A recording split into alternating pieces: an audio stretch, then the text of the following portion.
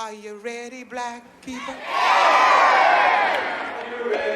Are you really ready? Are you ready to listen to all the beautiful black voices, the beautiful black feeling, the beautiful black waves moving in beautiful air? Are you ready, black people? Are you ready? Nobody ever heard of the Harlem Culture Festival.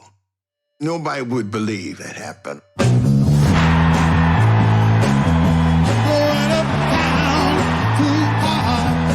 6 weekends of major artists. The Panthers were the security and kids were sitting up on the trees. I was nervous. I didn't expect a crowd like that. Something very important was happening. It wasn't just about the music. 1969 was a change of era in the black community. The styles were changing. Music was changing. And revolution was coming together. We are a new people. We are a beautiful people. That concert took my life from black and white into color. We wanted progress. We are black people, and we should be proud of this.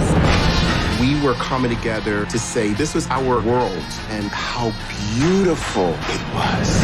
We're gonna try to sing a song together. Don't wait for your neighbor, because your neighbor might be waiting for you. Wanna take you higher? Are you ready? Wanna take you higher? We believed in what we felt in here. So when we went up, let's go. Let's go do it.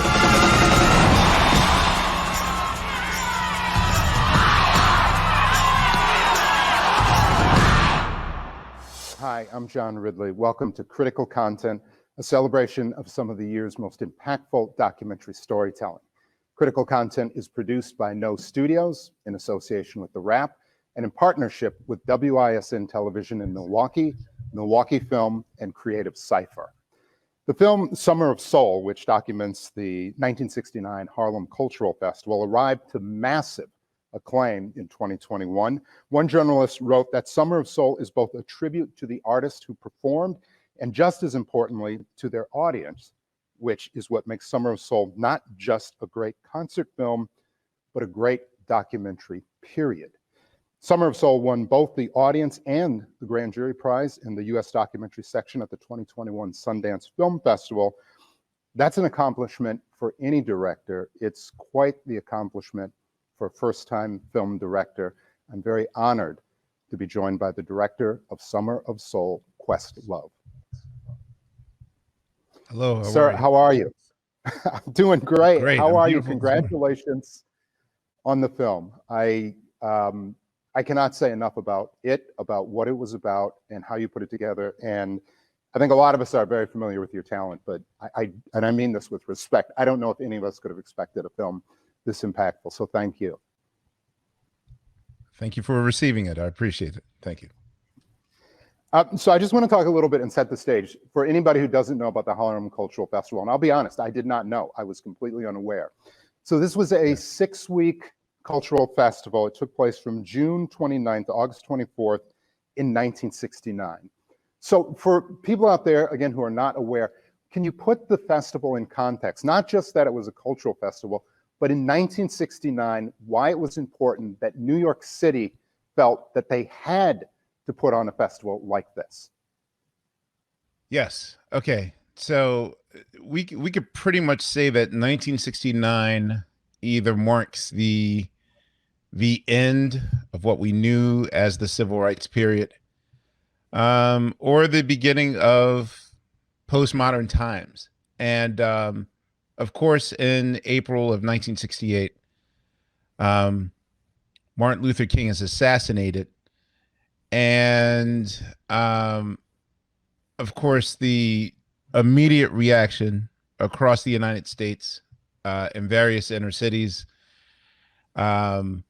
is rioting, cities burning, anger in the nation, which pretty much was, damaging to the borough of Harlem, all of New York, but especially in Harlem. And because there was sort of uncertainty in the air of what's going to happen the next summer. Like, will we have a repeat of the chaos and the mayhem and the anger that happened in the summer of 1968? It's also worth noting that the only inner city with a high black population that didn't go through this particular ordeal was Boston, simply because James Brown happened to be in Boston that night of April 4th and was asked by the mayor to not cancel his show, but instead to do it and to have it broadcast on television so that people in New England could watch it. And as a result, James Brown single-handedly saved Boston from burning because they kept his concert on, and thus kind of occupied people, kept their minds off of wanting to go outside and doing that. So this sort of plants a seed in the mind of promoter Tony Lawrence, whom had been throwing the Harlem Cultural Festival by that point for 2 years. He started in 1967, but it was just a very local thing where you would have local musicians, local singers, local dancers do something in Harlem, the occasional local talent, someone with a regional hit. So basically, now in 1969, there's concern that the city might burn again. And basically Tony Lawrence thought, like, well, let's make this thing national, and let's make it big and really make it special, and connect with artists that would play the Apollo to see if they would do this. And so this was an act of faith, and he partnered with Hal Tolshin to film this affair. And Tony Lawrence basically just had a dream that I'm going to make this thing go national, and it should be on television or maybe a movie or something big. And so that seed was planted in 1969. Tony Lawrence, by the way, you, I don't want to say deconstruct, you certainly talk about him in the film, and he's a character. And sometimes I think it takes a character to really try to put something like this on. But that's one of the joys of your film, is it's more than just a concert film. It's not just taking the footage and putting it together, which I think would have been extraordinary. You really do some deep dives in some places. I do want to talk about that in a second. But there's one thing that I want to talk about, because this was your first time directing, correct? Yes. So yes, it was. You were first time, and it was quite a task to take on. And if I understand the story correctly, you were approached to do the film, and there was a previous interview you did that I saw, and you said something that really surprised me. I mean, most of us know your creative capacities, and you seem like a pretty fearless individual. But you said in this interview, for the first time in my creative life, I had to put on the brakes, and that it took about 3 months of just thinking and soul searching to really decide, yeah, I want to do this. Not only did you want to do it, but that you thought you could do it. 2 questions. What was it about this festival, or just the idea of doing it, that really made you, for the first time in your career, think, okay, I really need to take a pause? And I'm curious, over those 3 months, if you can recall, what was the thing that finally triggered you to say, you know what, if not me, who, and if not now, when? Yeah. So, this film probably did a lot more for my personal development as a human being. Like, this film's just not, bringing forth Hal Tolshin and Tony Lawrence's dream. It's not even elevating the artists that were there or the people that were there. It's not just about bringing joy to people who've seen it in the last year. If there was a metaphorical way to describe a baptism and a new me, this film was the gateway. And if you're an artist, to be an artist is to be vulnerable. It's really, because the thing is that you're putting your heart and your desire and your passion on display. This is why, you know, when you get panned by critics, it cuts a little bit deeper, because it's not like you're doing factory work. It's not like you're taking mechanics and machines and putting a car together. And, you know, when you're an artist, you're reaching down inside. And oftentimes, I would say that 90%, 95% of the time, a lot of artists just live in fear. There's always self-doubt. I personally will attest to the fact that I'm probably, my best role has always been passenger seat to whomever I'm working with. I'm their soundboard. I'm their coach. I'm their corner guy at the rounds over. Okay, come on, we could do this. We could do this. Like, that's always been my role for like a lot of those albums I've been involved with in the past. And now this is probably the first time in which I'm asked to do the driving, because in those other situations, I can hide behind Jimmy Fallon. I can hide behind Black Thought. I can hide behind turntables. I can write a book and you read the book, but I'm not there. So always, like, it's somehow I've managed to find a way to have a protector barrier and still be creative behind here. And this is the first time that I realized, like, wow, I'm doing this on my own without a crutch. So instantly I thought, wow, if this turns out horrible, then I'll be the laughing stock of the creative world. Like, you know, I just immediately went to self-doubt and kept going and kept going and kept going. And there was a point where I realized, and I'll say that my girlfriend was also a big part of this, where I realized that this film isn't like this isn't my directing debut. This isn't an Amir project or a Questlove John, as we've of course put all over the film. This is my chance to correct history. Yeah. So once I saw in that perspective that this is you correcting history, which also made it even more scarier. Like, I'm being made responsible to hold history, you know. But once I realized that it was much more important for me to correct history than it was to make a really dope movie that might do well, right. You know, of which this part of the dance I didn't even see coming. You know, I started with, I don't want to be embarrassed, to I gotta get history right. And now this part of the date or the dance is like, you know, I'm learning to enjoy it, because most of the time I never celebrate it like my first book or my first album or my first radio show or the first day at Jimmy Fallon, like all those things that I should have really bathed in the milestones of like, wow, this is important. I'm allowing myself to really take in the marvel that it is, people really liking this project, which is uncomfortable. It was uncomfortable in the beginning, but now I'm getting used to it. I hope you are getting used to it. Kenya said to me once, he said, look, if you try to do great, that's just a great way to fail. If you try to do good, it's a good way to do great. And I think starting with that concept of, hey, let me just do something really good, you certainly turned in something great. You talked a little bit about history and being restorative with history.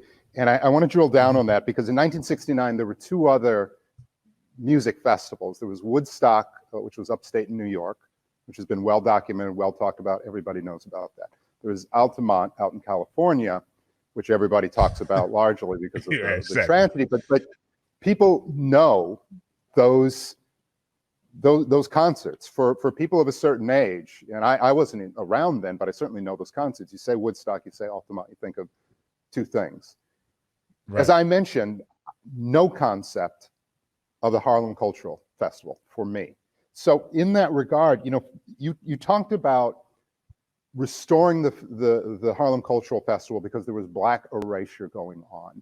And I think for a lot of folks, they either don't know what Black erasure means, or they assume that it's just a thing that we, as people of color, it's just something we complain about, but it isn't really another there. thing so that you do, right. It's just something we make. It's black grievance. It's grievance of people of color. I know you talked about for you that was a goal, but talk about how important it was to restore this. And I have two parts to that question. I'm going to get the second part, because there's one thing restoring it to history. There's another thing, you had to restore this film. So just talk for a second about Black erasure, so people understand when you talk about being restorative, it's not just a complaint. It's not just a grievance. It's real. You know, I think oftentimes if people come with their arms folded, you know, already with their defensive stance,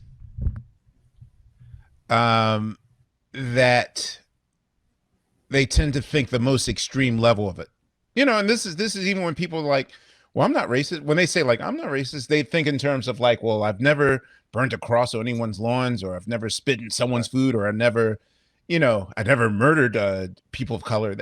But you know, there are other levels on the scale that are just as damaging.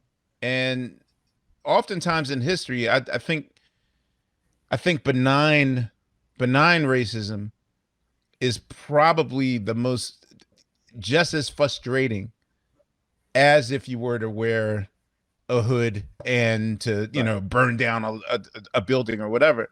And in this particular case,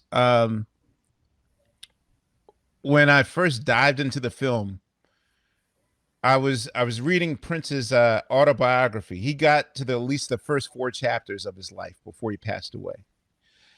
And in chapter 2, he wanted to sort of dispel the myths of his childhood. And he wanted to tell a story about like what made him, what was that turning point where he started off as Prince Rogers Nelson to the Prince that we know now. And he tells this really great story of him and his dad going to see Woodstock, and how he's just staring at Santana and he's like, yo, that's what I want to do. And that changed life. Now, the thing is that I'm born 10 years after that.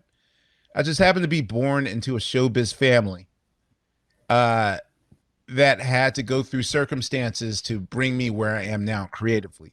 So yes, I got to that nirvana state of seeing how beautiful music is. But for millions of us, they didn't have that opportunity, for millions of Black people. And I wondered, the second I started watching the footage, I started making excuses like, well, maybe the film quality is bad, or maybe the audio is bad, or, you know, maybe, okay, well, Stevie Wonder wasn't a household name quite yet. But like, I started making excuses, but because I kept saying to myself, like, who would deny this? And mind you, what you are watching is really only like 15 to 20% of what we use. Like, there's 40 hours of footage. And I was just like, who would be so casual? And the thing is, in Hal Tolshin's notes, we discovered his box of notes, and that explains everything that happened during that period. Like, we see there's the rejection letters and all those things. It's just the fact that, you know, not one production company thought that this was that important. It, you know, 1 hour of this made it to air on like a local Buffalo affiliate at like midnight on a Sunday, which no one's up at that time watching it. So that is, and even when this was presented to me, I was highly cynical because, first of all, I was like, I never heard of a Black Woodstock or Harlem, you know. So I started calling up my know-it-all music critic friends, like, yo, Nelson George, you heard about that? No, I never heard of it. After 11 calls, I wasn't convinced that this happened myself, and Googling it, no photos, no evidence or whatever. Wow. So when I saw it, I was just flabbergasted. Like, how easy is it to just erase it? If this film didn't happen now, no one would even know that this thing happened. And that's the thing. Like, Woodstock was held up, and Woodstock the movie is what people are romanticizing. So there is a wherewithal and a space in people's hearts to hold up things that they think are important. and it's not so easy when it comes to our things.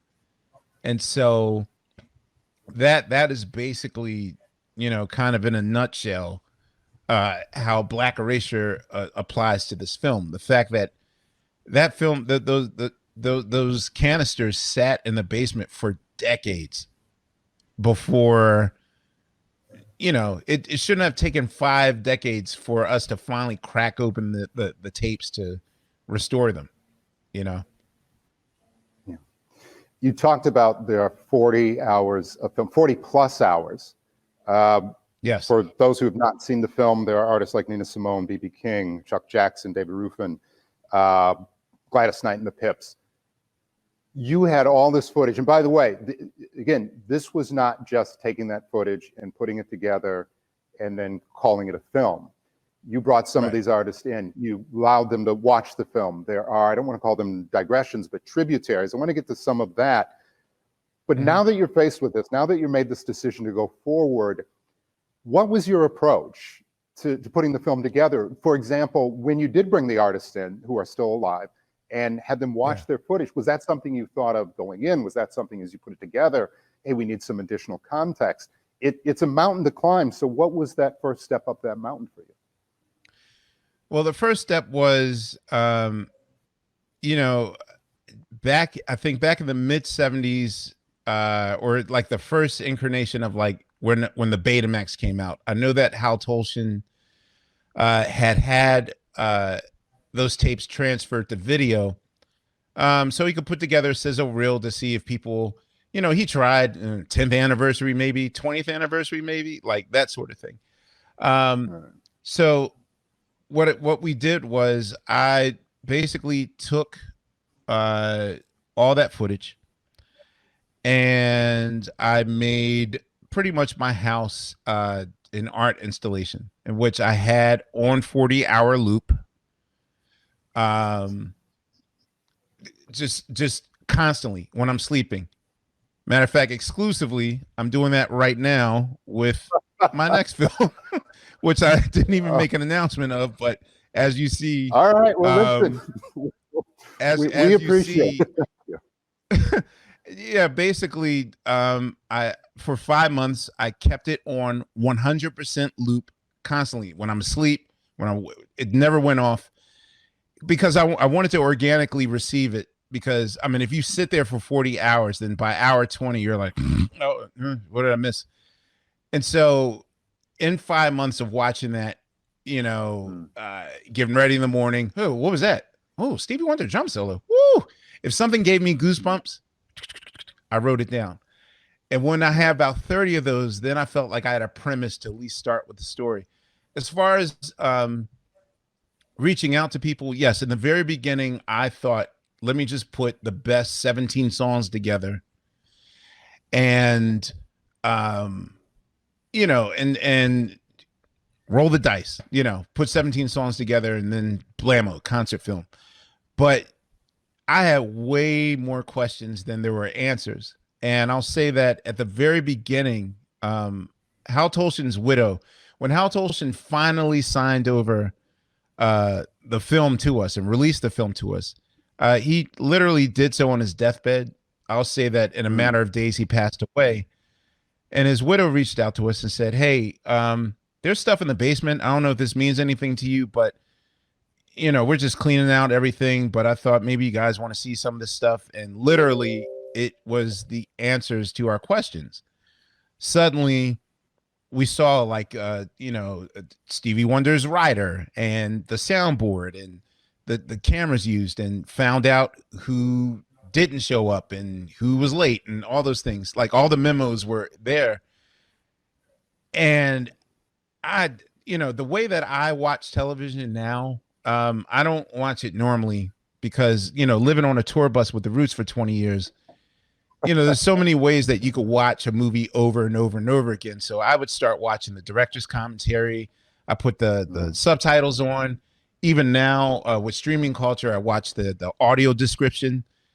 Like I want to know what's inside the machine. So initially we thought, okay, well, let's have some of the film on standby just to jog their memory, because you're also you're dealing with older people. They were teenagers back then, but now they're 70, 80 years old. So it's sort of like, okay, well, let's jog their memory and just show them stuff and get them to talk about it. But with our very first interview, Musa Jackson, who I thought was way too young to be giving us anything insightful. I could probably go on record to say I was a little dismissive, because I was like, what 5-year-old is really going to give me insight for what happened? He's the first guy that speaks and the last guy that speaks. And we purposely didn't show him any footage. We were just like, all right, tell us what you know, and then we'll wait for Al Sharpton to come later. And, you know, we were just like going to do a practice run. And when he just started spewing, and I realized that this festival for a lot of people was the little boy that cried wolf. No one believed him. There's always that one kid in your school. You remember I went to the victory tour by the Jacksons. You know they lying. You didn't go see no Michael Jackson, you know. And for everyone, they start with, no one believed me when I told them that I saw Sly Stone and Stevie Wonder, and it was like Black Woodstock. No one believed them. So when we showed him the footage and the tape was, immediately the tears started coming. And I realized then that this is not a music documentary. We're giving people their history back. And the same thing happened with Marilyn McCoo. The same, like literally when we showed this footage to people that thought it was long lost, like, and the fact that Billy Davis and Marilyn McCoo had so many memories about it, like I thought this was maybe just a footnote in their journey. Like they've done so much in their career. Like, why would they know this? Jesus, like, you know, it was just, we had it there just on standby, but we also decided just to film them watching it to see if it would trigger any instant memories. But that kind of Harry Met Sally method where you get people to, you know, give commentary on a story, like it just naturally happened. And a lot of those vulnerable moments that you see in the film really weren't planned. Like when I'm talking to Musa Jackson at the end, I thought we were changing tape. I was just casually talking to him because I didn't want to be any part in this film. I didn't want to insert myself in the film at all. So I kind of thought we were just having a casual conversation, but we were rolling. I will say that you talk about moments like Marilyn McCoo and Billy Davis talking, and it's an extraordinary moment in this film. I don't want to give too much away, but the emotion when she says, "How do you color music?" and the tears in her eyes, and their journey. Again, I don't want to give too much away, but that is one of the things that I really loved about your film, is it also deconstructs that idea that we're monolithic. And they talk about their journey as being sort of the pop version of Blackness and what it meant to be at that festival, and accepted as just being Black. I just want to mention real quick, your film is extraordinary also because you kind of talk about the other elements that you add in, but there are things that just, for me as someone who's been around film, I appreciate, just talking about how they got their sponsors, talking about putting the stage together and facing it west so that they could get the sunlight. All of those things are amazing. I was going to ask you at one point when I was putting this conversation together about the things that you had to cut out of the film, or how you, I was jokingly going to say, well, you put so much in, how did you decide what to leave out? But then I saw an interview where you talked about having to leave out a section in particular.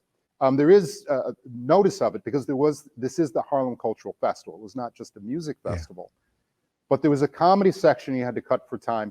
Just a little bit, if you can, talk about what would have been in the comedy section, because you did mention it, and to me it was like, wow, this was, it would have been very deep. I understand for time, but I just, I appreciated what you said about the evolution of Black comedy and why that was important in this festival. Well, ever since I started working at late night, I've been a sort of a comedy obsessive. I say that I attend 30 Rock University, which means that, every weekend I'm there at SNL watching them put stuff together and all those things. So the comedy element of this festival really had me intrigued. So let me preface by saying that probably the most important element of this film, the star of this film, is actually the invisible element, and that element is called time. Time is playing a really weird starring role in this thing. The 50-year delay of the film, when we started to film the film, because once we get to one of our key crucial film dates was March 16th, 2020. And that's the day the world shut down. And the day the world shut down, everything went out the window. And so we're now pivoting a new narrative and a new timeline. So I will say that before March 16th, 2020, I would have probably did a really deep dive into the comedy aspect of it. And we kind of did in our original cut, which wound up being like 3 hours and 20 minutes.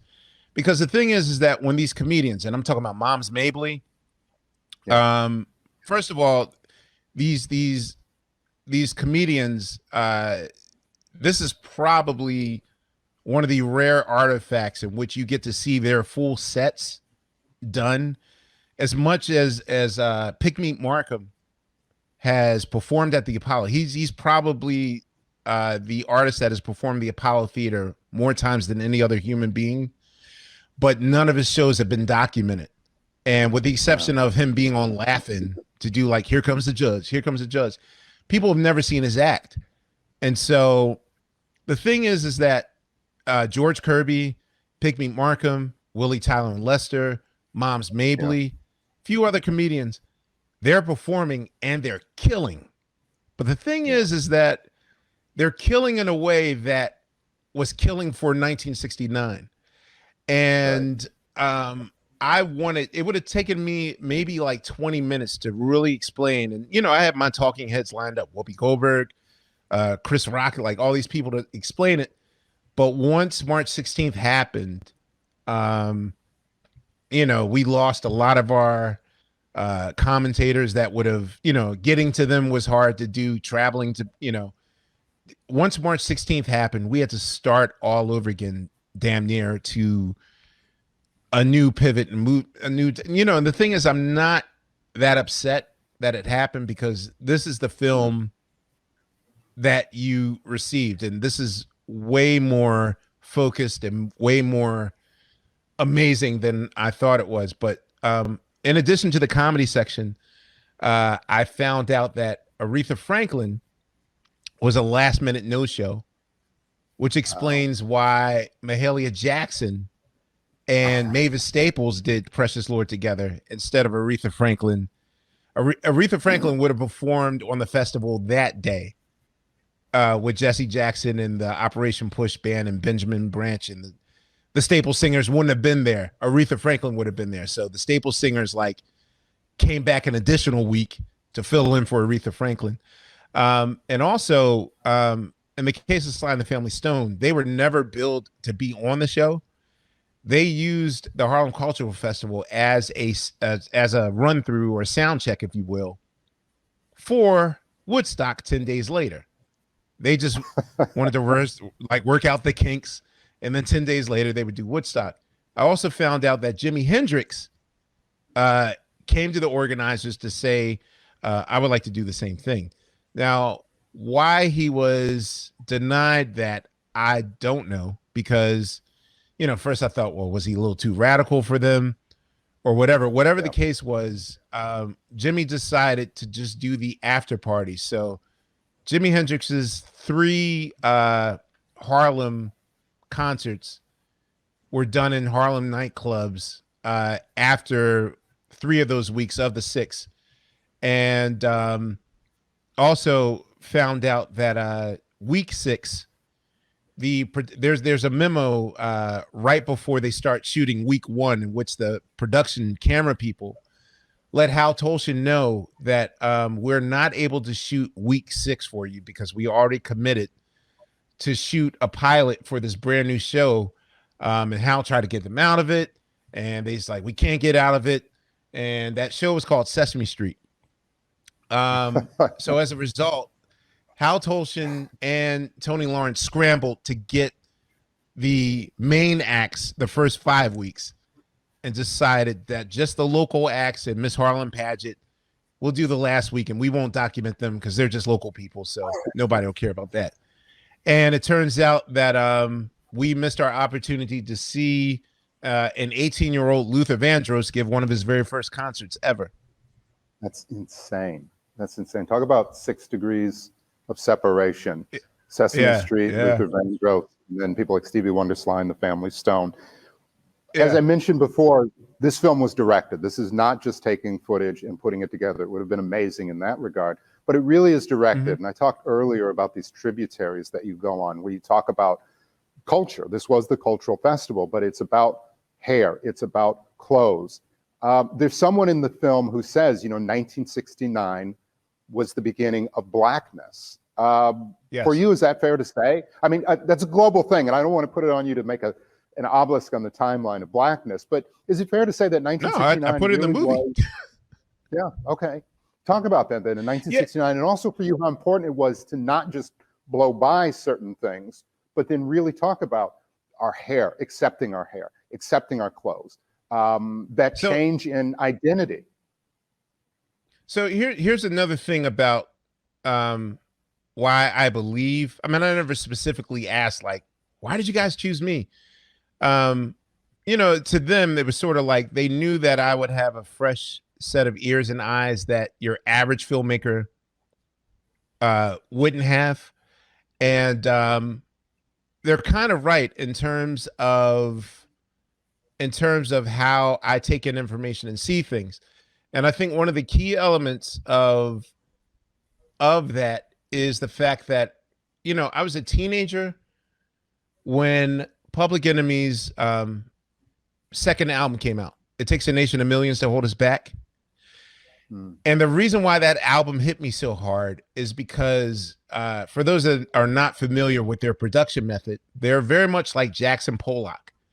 They take paint and they just throw it against the wall, and then next thing you know, it forms into something bigger. And listening to those Public Enemy albums in 1988 as a 16-year-old, what I'm hearing is my dad and my mom and my sister's entire record collection fed back to me, because the way that they do music, it was like, here's David Bowie, here's James Brown, here's George Clinton, here's Helen Reddy, here's Mr. Rogers, here's like, it's like all this pop culture references being fed back to me in uber blackness. And without even, it wasn't like now it's weird with Roots Records. Me and Tariq always have this conversation like, okay, we're going to do our Public Enemy tribute record. Like every musician wants to pay tribute to whoever lit a fire under them when they got into music. And with this movie, I didn't say, okay, this is going to be my Public Enemy tribute. But in watching it, I was like, wow. For 25 years of making music, I always said I'm going to do a Public Enemy tribute. And then it winds up the opposite of that. This film is that, in which I remember my producer, Joseph Patel, telling me when I told him, like, how do I tell this story? And he said, okay, I want you to treat this movie the way that you would, if this movie were your DJ gig, if this movie were Jay-Z asking you to put his show together, if this movie was you, like every situation I've been in, how would you approach it? And, I think of what are my staples, and I usually work backwards. My first question is, what do I leave? What do I want people feeling in the last 10 minutes? That's what I work on the encore first, and I work my way backwards. And in this particular case, because I had way more questions than answers, I was realizing that, things were different in 1969. When the spark that happened for me personally, that made this not just 17 songs put together and then turned it into interstitials and lessons and interludes and all those things, was when I was watching the Stevie Wonder portion. And there's a moment where his band leader, Gene Keys, if you watch the film all the way to the end, past the credits, there's a little Easter egg in there between Stevie Wonder and Gene Key, his music director. Stevie Wonder comes from Motown, and Motown, when they first went on the road, kind of borrowed from vaudeville. Like, you have to be entertaining, you have to be funny, do your hits. And so there's a thing where like Gene Keys is kind of like Dave Seville and Stevie Wonder is Alvin, like a mischievous teenager that Dave has to keep in line. Like, and they're doing that thing all throughout the show where they'll have like little comedy sketches where they're arguing on stage. And the thing is, there's a point where Gene Keys says like, man, you up in Harlem jiving, singing love songs, but meanwhile, man's on the moon making history. And the audience started to boo. And we were like, wait, what was that? And when we heard those boos, we were like, wait, is Stevie Wonder getting booed? Or it is like, because I didn't know, I went to school where they taught me like the moon landing was important. And this is what they drink. This is called Tang. And this is Neil Armstrong. Like we were taught like, this is a moment in history. And this is the first time that I'm seeing like, oh. And when that happened, it was like, should we investigate this? Like, should we do a sidetrack? And literally, like, once that happened, then that's when all the floodgates opened. And we realized that, the first thing I told Joseph, my producer, was like, the editor has to also have a musical sense as well. So that way we could duck and dodge and shift and not make the person feel overwhelmed or dizzy when they're watching it. Keep them in the festival, but also have like, I mean, basically, if you're familiar with pop-up video on VH1, where they give you like little factoids, that's what I felt was important, because I feel like context was very important to explain. Like, you just can't give someone this powerful information without context, which is why, like, I'll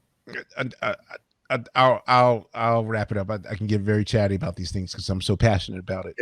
You feel your passion and use the platform, please. There's a moment where, in my DJ gigs where like, I'll play like James Brown, or I'll play like an old soul song, like Otis Redding or even Wilson Pickett. And, like millennials and Gen Zs will laugh at like when they're screaming and they'll look at people like Catch the Spirit and gospel and they'll think it's funny. And, when I was doing a focus group once, like I would get a clip or a daily or whatever and sort of show it to whoever I was with. Like, what do you think of this? And I don't know, I was a little dismayed that like anyone born after 95 thought like the gospel section was funny. You know what I mean? Or like, look at that guy do that weird guitar solo. Like, that's weird. Like it was a cat video on YouTube. And I thought it was super important to explain to people that screaming was therapeutic. Like, we're just now talking about mental health and, not saying with shame that, yes, I've been in therapy for 13 years, like that sort of thing.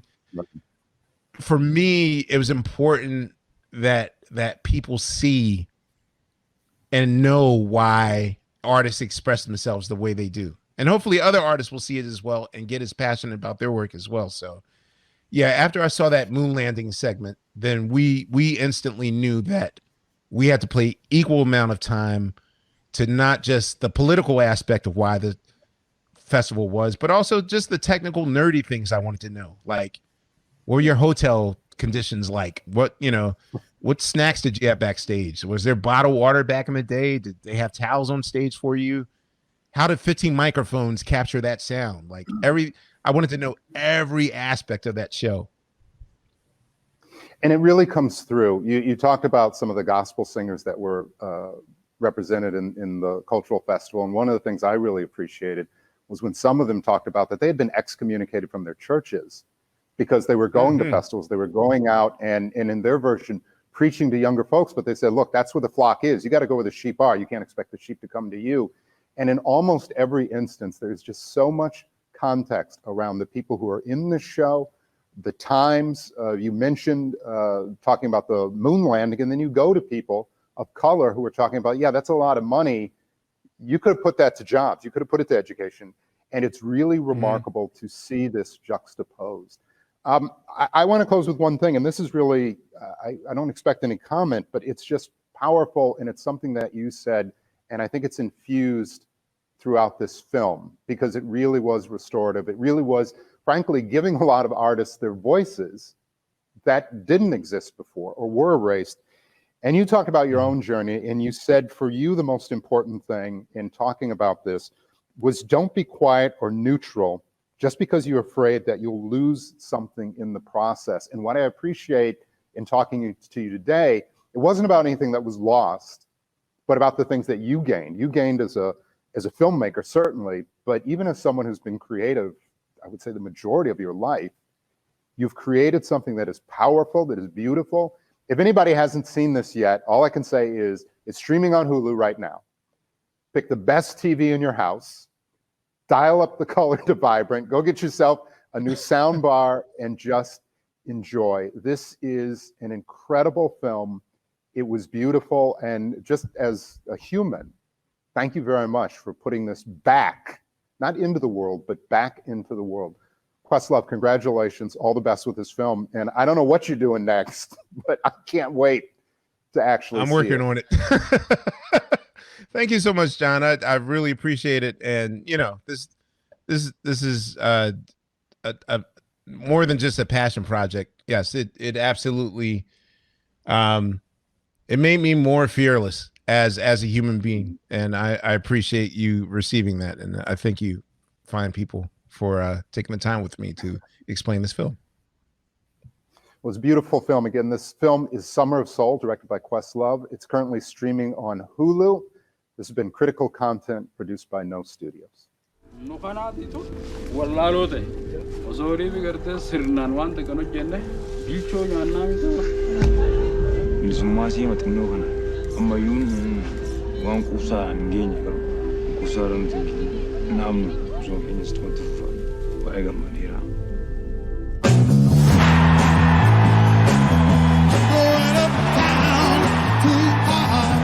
Six weekends of major artists. The Panthers were the security and kids were sitting up on the trees. I was nervous. I didn't expect a crowd like that. Something very important was happening. Har du nogensinde fortalt din livshistorie før? Nej. Vi skal ud. Det er nu. Vildt dårligt samvittighed, at min bror han bliver tilbage. Vi flygtede med menneskesmuglerne.